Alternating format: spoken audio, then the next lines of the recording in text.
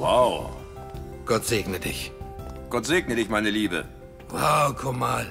Du hast ein Wunder vollbracht.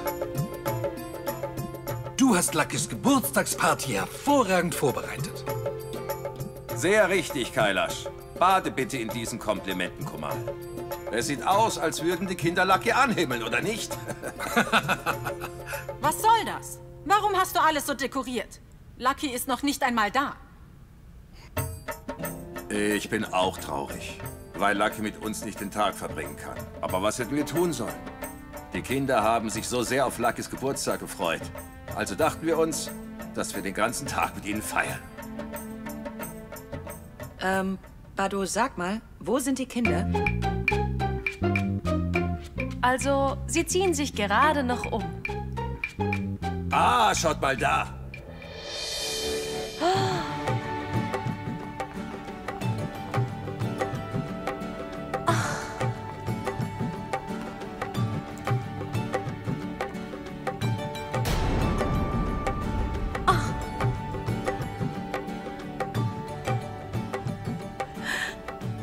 Wow, Kinder, das sind ja schöne T-Shirts, die ihr da heute angezogen habt. Was soll das? Komal hat uns diese T-Shirts geschenkt, auf denen das Foto von Laka drauf ist.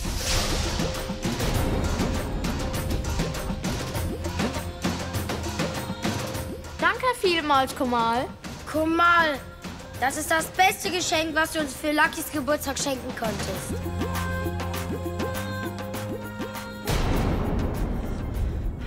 Oh, Komal, ich muss sagen, die Idee, Luckys Foto aufdrucken zu lassen, war super. Wie nennt man die? Ja, T-Shirts. Tu mir doch bitte einen Gefallen. Mach so ein T-Shirt mal für Kailash.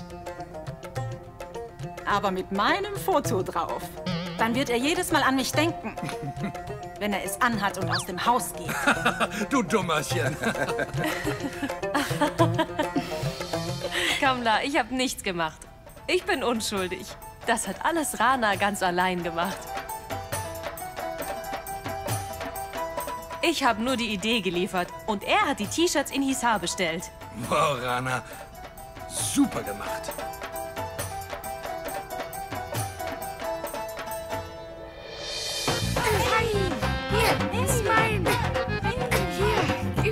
Jitesh, ist alles bereit? Ja, alles bereit. Schön. Malati? Du hast seit heute früh noch nichts gegessen. Wer hat dir das gesagt? Ich weiß doch alles. Du hast nichts gegessen, weil du die ganze Zeit auf Lucky gewartet hast.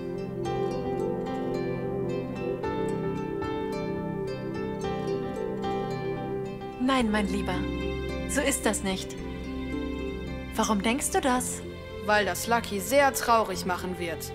Warum? Wenn du nichts isst, wird Lucky sich schlecht fühlen, oder? Lucky ist ein Held. Hör also auf, dir Sorgen zu machen. Ihm kann nichts passieren.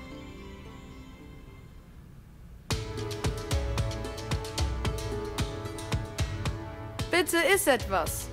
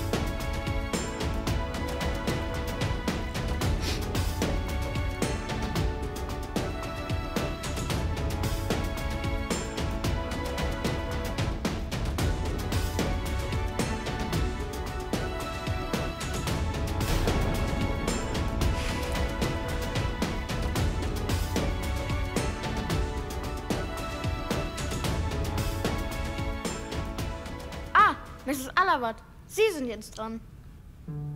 Sie müssen doch noch Lakas Lieblingskier für uns alle machen. Das haben Sie jetzt nämlich versprochen. Oh.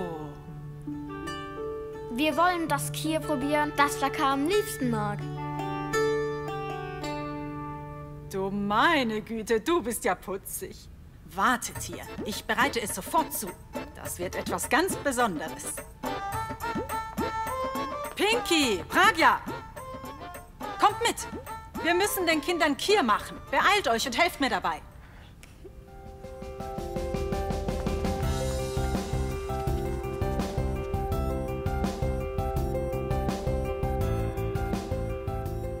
Malati? Siehst du, wie sie versucht, die Kinder aufzustacheln? Ja, sie ist sehr gut darin. Ich weiß nicht, wie Raghuveer das nicht sehen kann.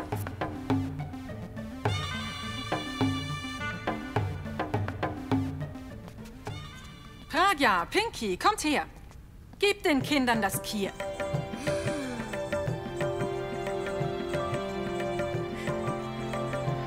Kinder, esst das Kier. Lasst es euch schmecken. Kier!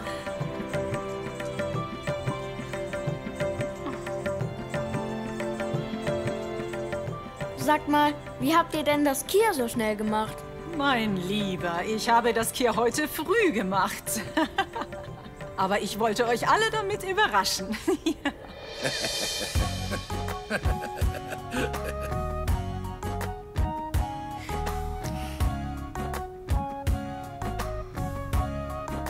Komal ist wirklich die Beste, stimmt's?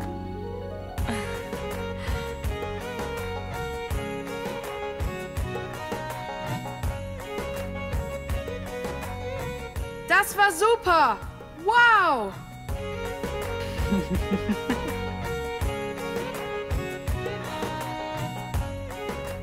Da jetzt alle aufgegessen haben, habe ich hier noch was für euch. Was denn, Komal? Das werdet ihr gleich herausfinden. Ajay, Jitesh. Pinky, wie sagt man gleich nochmal?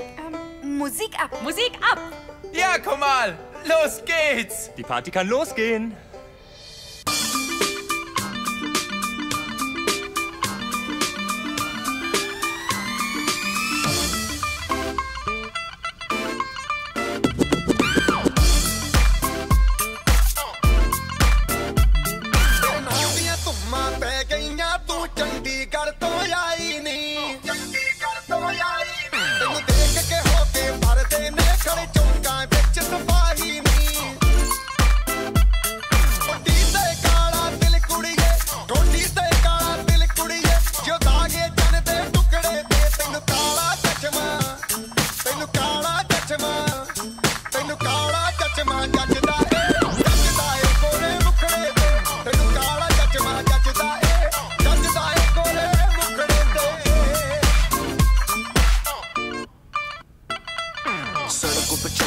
लड़कों के दिलों में तू आग लगा दे baby fire नकली से नखरे तू करे जब देखे हमें झूठी लायर काला काला चश्मा जचता तेरे मुखड़े पे जैसे काला धुले जचता है तेरे चिन पे अपनी अदाओं से ज्यादा नहीं तो 10-12 लड़के तो मार ही देती Happy birthday to you Happy birthday to you Happy birthday to you Happy birthday Viva Lucky Happy birthday to you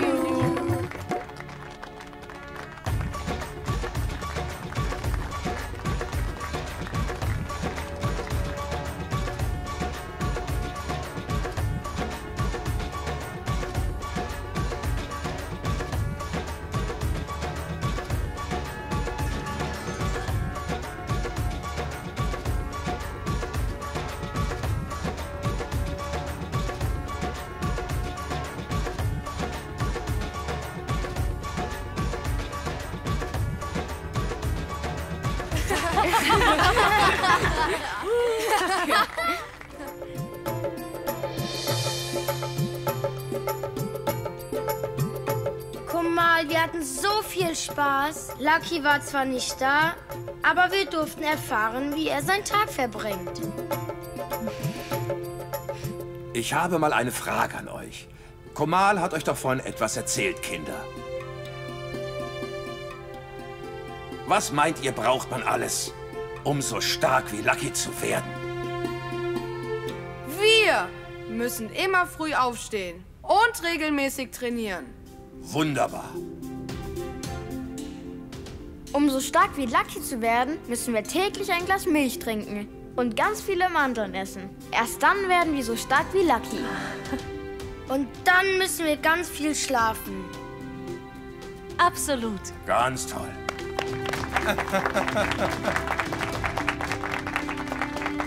Ihr dürft nicht vergessen, dass ihr auch einiges lernen müsst. Was müsst ihr tun? Viel lernen!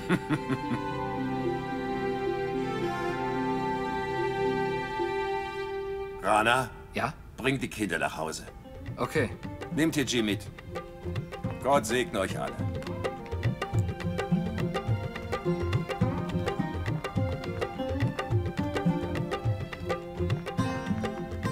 Kommt schon, Kinder. Kommt schon, gehen wir.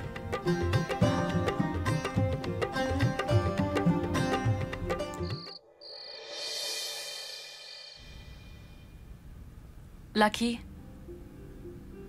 du warst heute leider nicht hier. Ich habe den ganzen Tag auf dich gewartet. All diese Kinder sind gekommen, um deinen Geburtstag zu feiern. Sie waren so glücklich. Sie sind mit einem Lächeln nach Hause gegangen.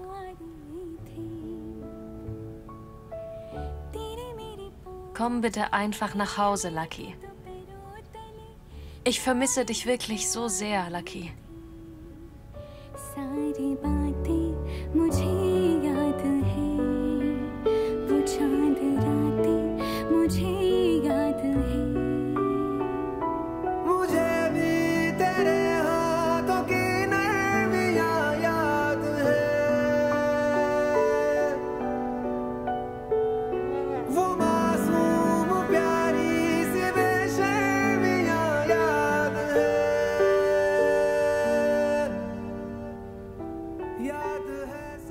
Danke dir vielmals dafür, dass du sie rechtzeitig nach Hause gebracht hast. Ja, ich konnte nicht zulassen, dass sie zu spät kommt. Sonst hätte ich sie heiraten müssen.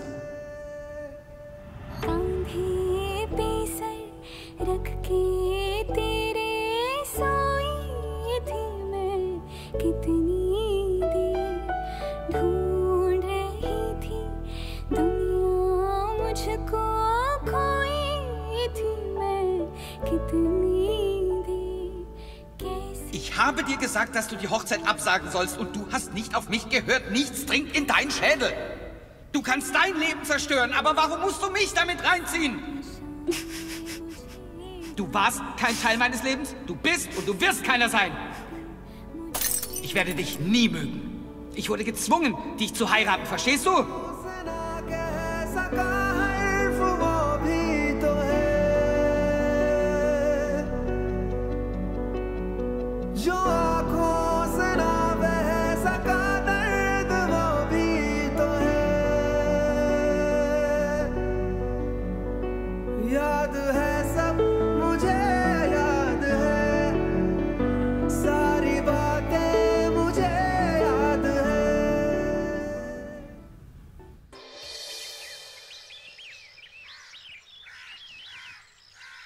Mom?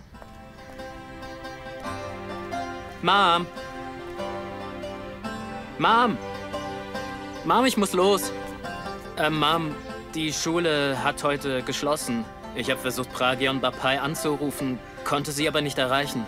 Ich dachte mir, da ich eh in die Bibliothek in Sirsa will, kann ich ihnen auch Bescheid geben, bevor sie zum Unterricht gehen. Okay, gut. Payal und ich fahren auch nach Sirsa. Payal? Mom, warum wollt ihr nach Sirsa? Also, Komal ist beim Holi-Fest von einer Bühne gefallen und hat sich leicht verletzt. Außerdem konnte ich Laka nicht zu seinem Geburtstag gratulieren. Ich dachte mir, ich besuche mal die Alawats und bei der Gelegenheit sehe ich nach Komal. Mom, warum hat mir niemand gesagt, dass Komal gestürzt ist und sich verletzt hat?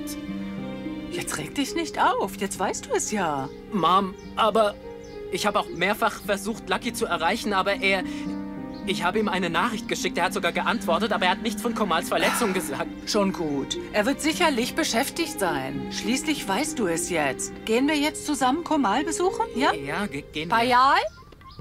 Bist du noch nicht fertig? Beeil dich, wir kommen noch zu spät. Bin schon da, bin schon da. Schrei hier doch nicht so herum. Ich werde nie zu spät sein, um die Alawats zu besuchen. Okay, gehen wir. Gehen wir. Los. Latto ist gestern mit leeren Händen von Luckys Geburtstagsparty zurückgekommen. Aber nun, da ich heute selbst hinfahre, werde ich dafür sorgen, dass ich nicht mit leeren Händen zurückkomme. Ich war so dankbar, als ich heute Morgen gesehen habe, dass Laka wieder da ist.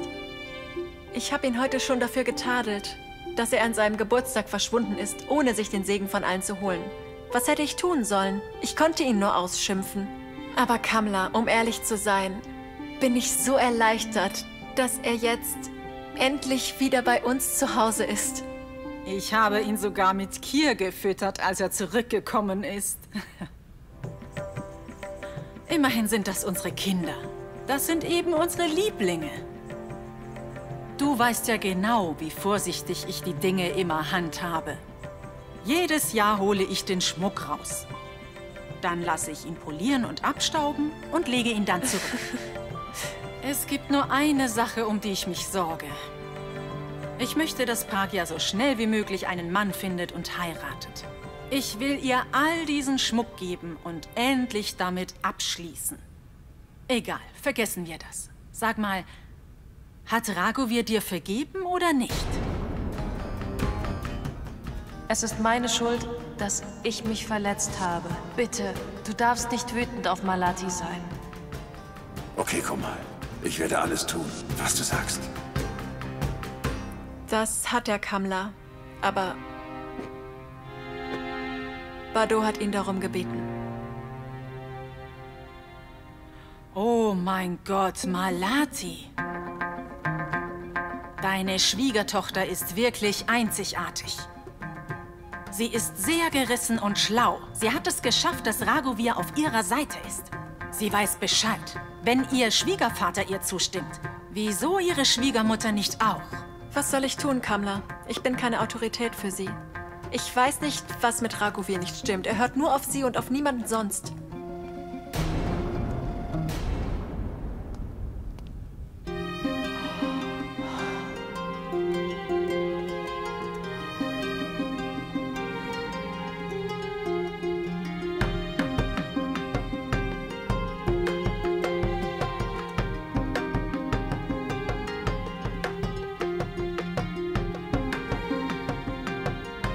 Warum starrst du den Schmuck so an?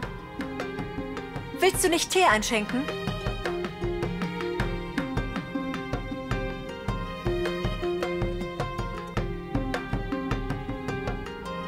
Du scheinst immer herumzuträumen. Der Schmuck ist ziemlich schön. Wo hast du den her? Auf dem Bürgersteig gefunden. Ich habe eins nach dem anderen über die Jahre anfertigen lassen. Sie sind sehr schön.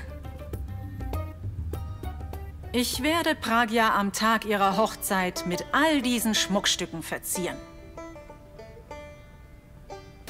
An diesem Tag wird sie ungefähr 1 Kilo Schmuck tragen. Die ganze Stadt wird über sie sprechen. Man wird mich kennen als Mutter der Braut, die 1 Kilo Schmuck am eigenen Leib getragen hat. Mom, ich will nicht 1 Kilo Schmuck tragen. Nenn mir einen Grund, warum du das nicht tragen willst. Was ist das Problem? Komm her und sieh es dir an. Du hast so ein Glück. Das ist nichts Neues, Mom. Du zeigst mir diesen Schmuck jedes Jahr. Seit meinem 16. Geburtstag nervst du mich damit, dass ich heiraten soll. Ich habe dir so oft schon gesagt, dass ich noch nicht heiraten will. Sei ruhig. Ich bin deine Mutter und nicht dein Feind. Und ich weiß, was richtig für dich ist.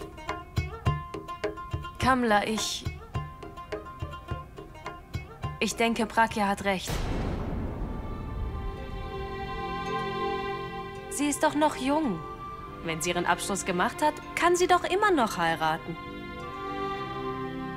Wie lange soll sie denn noch lernen? Kein Mann will ein Mädchen heiraten, das schlauer ist als er. Und ich will nicht, dass sie für immer in diesem Haus bleibt und die Wände mit ihren Abschlüssen dekoriert. Mom, mach doch einfach, was du willst. Ich will aber noch nicht heiraten. Sieh dir das an, Malati. Jedes Jahr gibt sie mir die gleiche Antwort und verschwindet. Kamla, sie wird ihre Meinung ändern. Das glaube ich nicht.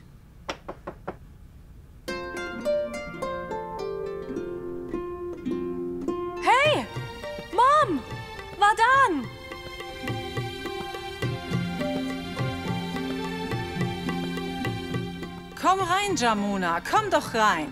Das ist ungewöhnlich. Du bist heute mit der ganzen Familie hier.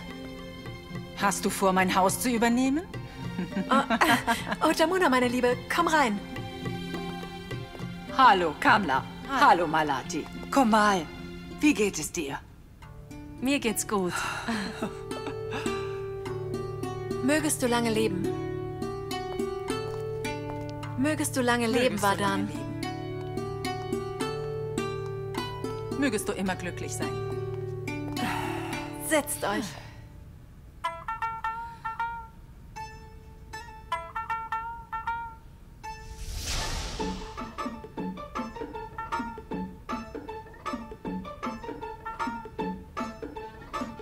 Oh mein lieber Gott, Kamla, das ist aber viel Schmuck.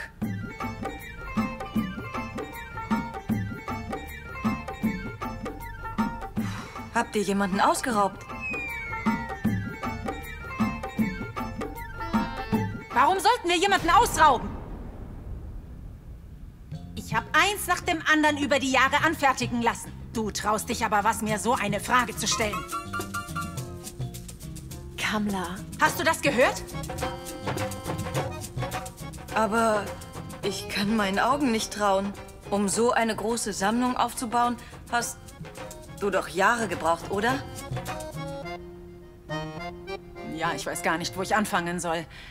Aber ich kann dir definitiv sagen, dass all das hier meiner Tochter Pragya gehört. Stell dir vor, sie wird bei ihrer Hochzeit etwa 1 Kilo Schmuck tragen. Was soll sie denn mit all dem Gold machen? Du solltest einiges davon mir geben.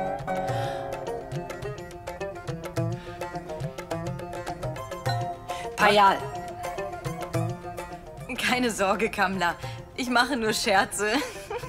Wir scherzen nur mit Leuten, die uns nahestehen. Aber, Kamla, du solltest diese Schmuckstücke sicher aufbewahren. Jemand könnte sie im Durcheinander der Hochzeit stehlen. Payal? Aber... Hey, Payal! Es gibt keine einzige Seele in Sirsa, die sich auch nur in die Nähe der Familienerbstücke trauen würde. Ragu hat absolut recht. Langes Leben war da. Hallo. Setzt euch zu uns. Komm, Jamuna. Ja, setzt euch. Setzen wir uns. Also, Jamuna, meine Liebe, was verschafft uns die Ehre? Als Komal sich verletzt hat, konnte ich sie nicht besuchen. Und ich konnte Laka gestern nicht zum Geburtstag gratulieren. Also dachte ich, dass ich einfach vorbeikomme und beide besuchen kann. Das ist sehr nett von dir. Mom, ich habe dir doch gesagt, dass es mir gut geht und dass der Schmerz nachgelassen hat. Ich konnte nicht anders, Komal, Schatz. Es geht mir besser, wenn ich richtig mit dir rede. Komm und setz dich zu mir. Unterhalten wir uns kurz. Lass mich erst Tee für alle machen, okay?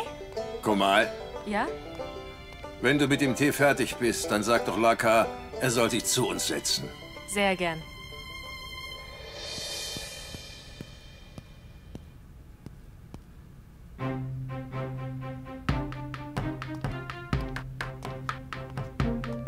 Du siehst heute aber wirklich sehr angespannt aus. Was ist denn passiert? Aus welchem Grund machst du dir Sorgen? Es ist nichts. Ich mache mir nur seit gestern Abend Sorgen. Ich sehe ständig ihr Gesicht vor mir. Ich weiß nicht, was ich tun soll. Ist doch logisch. Wenn einem etwas nicht gefällt, dann ergibt es keinen Sinn, es im Haus zu behalten. Nimm sie bei der Hand und schmeiß sie aus dem Haus. Einfacher gesagt als getan. Wenn ich sie so grundlos aus dem Haus schmeiße, dann wird mich Dad sicher auch rausschmeißen.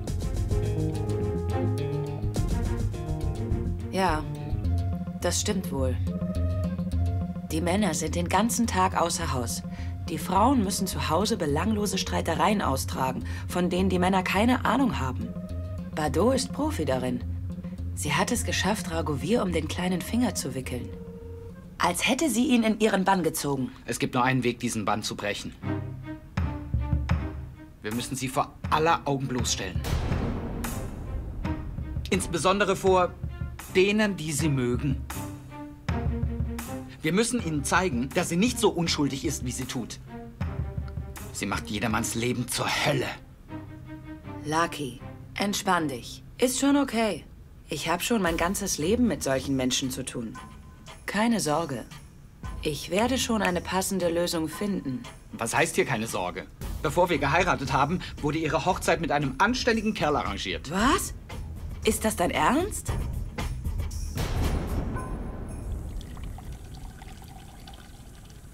Oh. Ich war so in Gedanken, dass ich ganz vergessen habe, Lucky zu rufen. Schon okay. Ich gehe ihn fragen, ob er auch einen Tee will. Da war ein Typ namens Viren, mit dem sie verheiratet werden sollte. Am Tag der Hochzeit hat sie erfahren, dass er einen Fall verloren hat und pleite gegangen ist. Da hat sie ihn fallen lassen.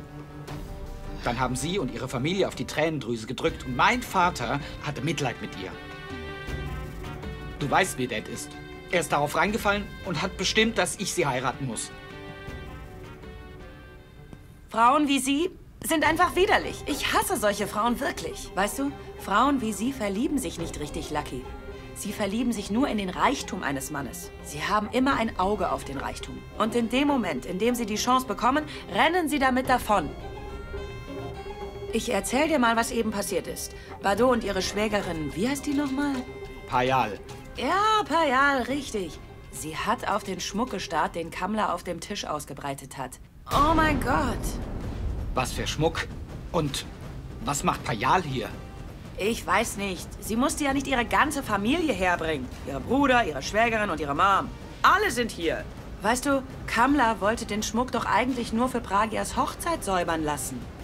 Aber ihre Schwägerin, Payal, hat die Schmuckstücke so angestarrt, als würde sie sich alle in die Tasche stecken wollen. Ich war total angewidert.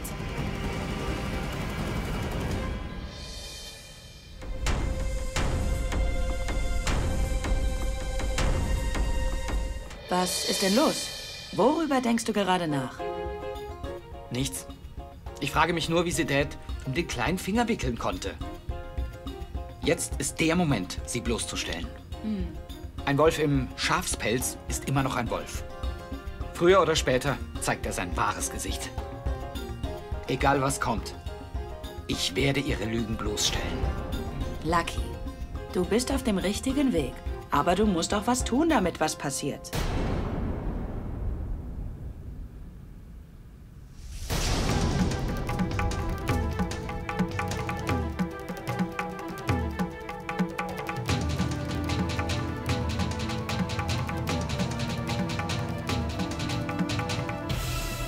Lucky, hör mal, du...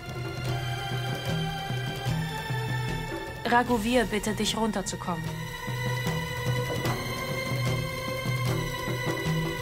Willst du einen Tee trinken?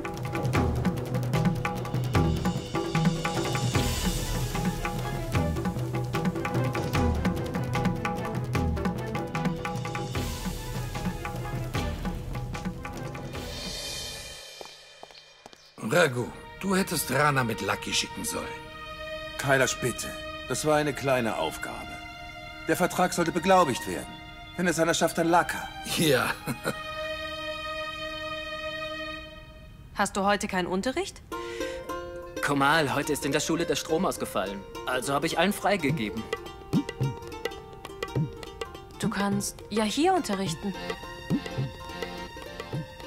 Aber wie... Raghuveer, hör mal bitte. Vardhan muss heute seinen Unterricht streichen, weil in der Schule der Strom ausgefallen ist. Kann er den Unterricht nicht hier machen? Was ist denn das für eine Frage? Warum nicht? Hör mal, Vardhan. Pragia und Bapai sind drin. Du kannst den Unterricht abhalten, wo du willst. Okay, Raghuveer. Ja, geh schon. Komal, setz dich bitte. Jamuna, hast du dir eigentlich schon Gedanken gemacht wegen Vardhan oder nicht? Raghuveer, um ehrlich zu sein, habe ich noch nicht darüber nachgedacht. Was seine Ausbildung anbetrifft, läuft es sehr gut für ihn. Ich hoffe, dass er den Wirtschaftsprüfer besteht. Mal sehen, was danach auf ihn zukommt. Raghuveer, Jamuna, ich glaube wirklich, Vardhan kümmert sich sehr gut um sich selbst. Er studiert, um Wirtschaftsprüfer zu werden. Er wird bald einen Abschluss machen und danach erwartet ihn eine strahlende Zukunft. Ich denke, wir sollten eine geeignete Frau für ihn finden. Du hast recht, Payal. Vardhan ist ein wirklich guter Junge. Sucht eine passende Frau für ihn. Kailash, ich habe noch nicht darüber nachgedacht. Ihr wisst ja, dass es nicht einfach ist, heutzutage eine passende Frau zu finden. Ihr wisst doch über Vardhans Verfassung Bescheid. Dass er humpelt, wisst ihr doch. Wie kannst du sowas sagen, Jamuna? Der Charakter einer Person besteht aus seiner Integrität und seiner Hingabe.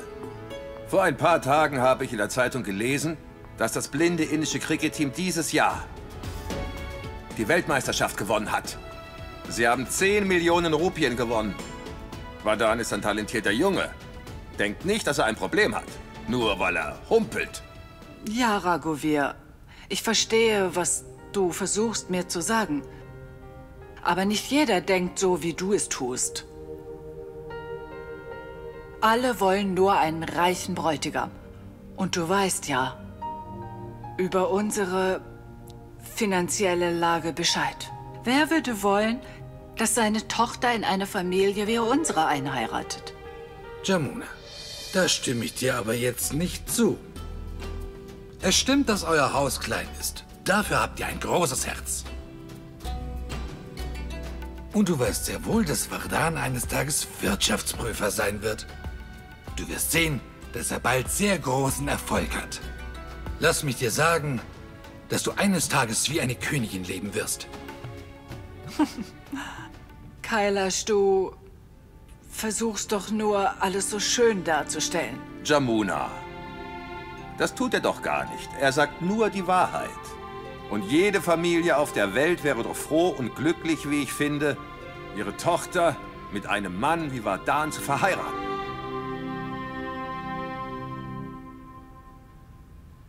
Was willst du denn noch von mir? Was meinst du? Was ist los? Ich frage dich, ob du mich liebst oder nicht. Beruhig dich, sonst hört dich noch jemand. Jetzt ändere nicht das Thema. Sag mir, ob du mich liebst oder nicht. Wer ist das? Ich glaube, das ist Pragyas Stimme. Und wenn du mich nicht liebst, dann sag mir, was ich noch tun soll. Aber wer ist da noch? Um dein Herz zu gewinnen. Wir daten doch schon seit einer Weile. Und wir haben auch den Valentinstag zusammen verbracht. Was willst du denn noch von mir? Sprich leiser, sonst hört dich noch jemand. Verstehst du das denn nicht, Pragya? Du weißt überhaupt nichts. Mom spricht jeden zweiten Tag davon, mich zu verheiraten. Und wenn sie sich durchsetzt, dann kannst du nichts tun. Dann wird sie mich mit jemand anderem verheiraten. Reden wir morgen drüber. Jetzt geh mir aus dem Weg. Was?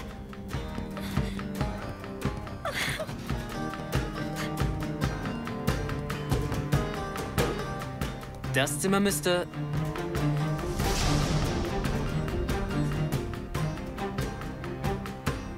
Pragya? Was ist los, Pragya? Wartet doch! Pragya!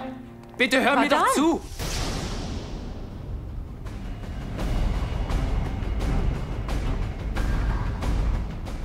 Vardhan, du? Komal! Grüß dich. Ich bin gleich wieder da. Hast du gerade mit Pragya gesprochen? Ja, Komal, ich hab... Was ist hier los? Was meinst du? Gar nichts. Ich hab Lüg mich nicht an. Ich will die Wahrheit wissen. Komal, ich lüge nicht. Das ist die Wahrheit. Es ist nichts los. Nichts. Sag, was hältst du von Pragya? Komal, ich finde, sie ist nett. Sie ist eine sehr gute Schülerin. Und ja, ich mag auch ihre Art ganz gern. Und habt ihr den Valentinstag zusammen gefeiert?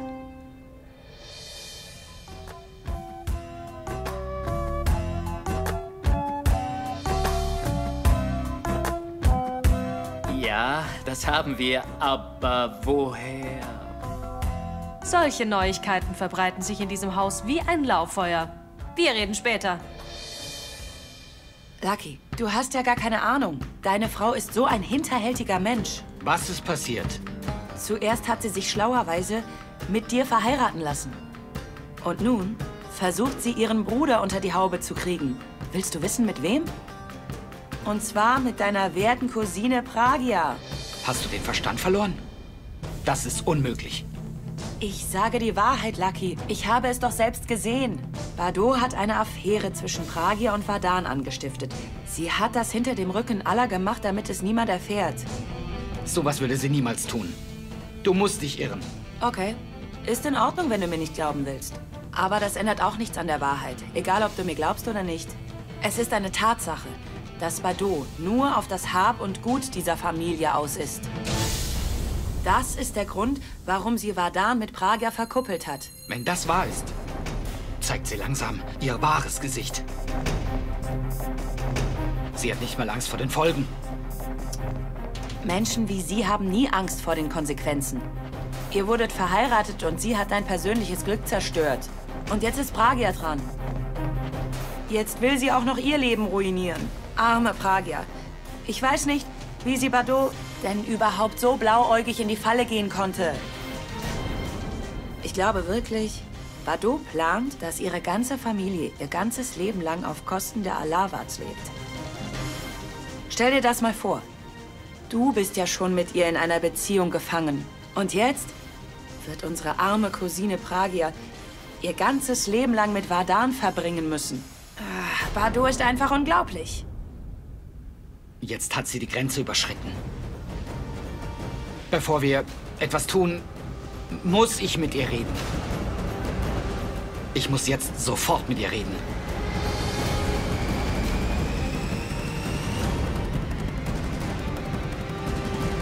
Dann habe ich es jetzt endlich geschafft, Luckys Gedanken zu vergiften.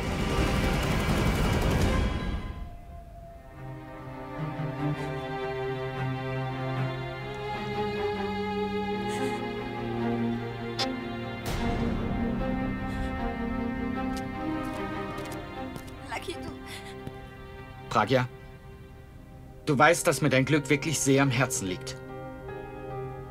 Ich möchte, dass du mir eine ehrliche Antwort auf meine Frage gibst. Sicher, was ist los? Was empfindest du wirklich? Sag's mir. Bist du in Vardan verliebt? Was? Sag mir die Wahrheit. Nein, Lucky, ich bin nicht in Vardan verliebt. Ich bin... Das reicht. Mehr will ich gar nicht wissen. Ich kümmere mich drum. Ich lasse niemanden dein Leben ruinieren.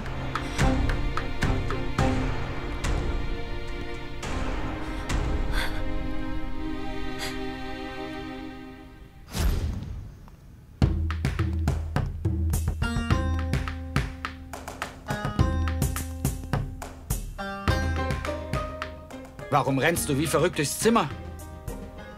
Was ist? Lucky, es ist... Nun sag schon, was ist? Es fällt mir nicht leicht, dir das zu sagen. Ich weiß schon, was du vorhast. Ich will nur sehen, ob du mir auch davon erzählst.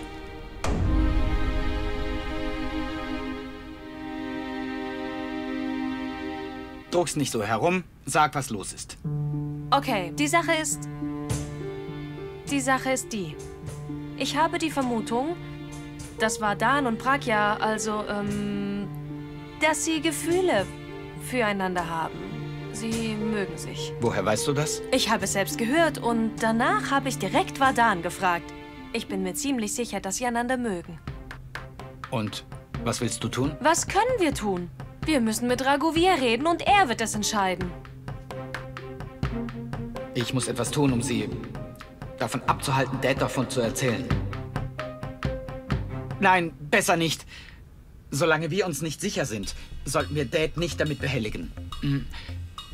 Verrat mir was. Ist deine Familie damit einverstanden? Das weiß ich nicht. Ich weiß bisher nur, dass Pragia und Vardan einander mögen. Ich dachte, dass ich zuerst mit Ragovir darüber spreche und dann mit meiner Mom. Wenn Pragia und Vardan einander mögen, können wir nichts tun. Ich denke, du solltest deine Mutter bitten, dass sie mit Dad darüber spricht. Die Familie des Jungen bahnt normalerweise die Hochzeit an. Du hast absolut recht, Lucky. Okay, mal sehen, was ich tun kann. Okay. Wohin gehst du? Lucky freut sich von ganzem Herzen für Pragya. Er liebt Pragya wirklich so sehr. Und ich liebe ihn sehr. Lieber Gott, bitte, bitte kümmere dich um alles. Und ich sollte jetzt mit Mom reden. Nun bleibt nur noch eins. Und das wäre? Einfach abwarten.